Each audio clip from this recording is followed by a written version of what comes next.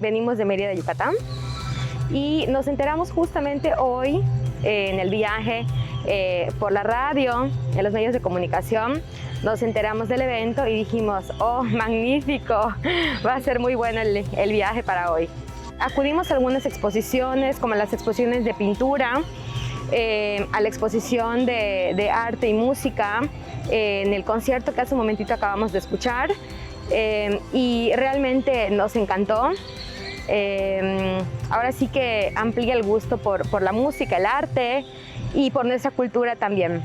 Yo considero que nos podemos involucrar participando, acudiendo a los eventos, motivando también a los artistas, ¿por qué no acercarnos a ellos, felicitarnos, reconocerles el esfuerzo y también estar muy agradecidos con esta oportunidad que nos brindan, bueno, tantos expositores que en este tiempo pues nos vienen a acompañar también y nos dan esta gran oportunidad cultural.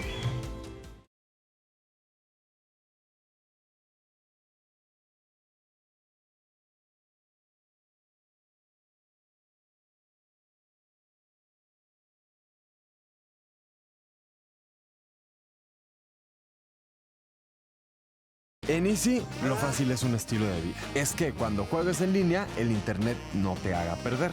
Llévatela Easy con el internet de alta velocidad que tú necesitas. Y el doble de megas para ganar todas las partidas. Eso es llevársela fácil. Eso es llevársela Easy.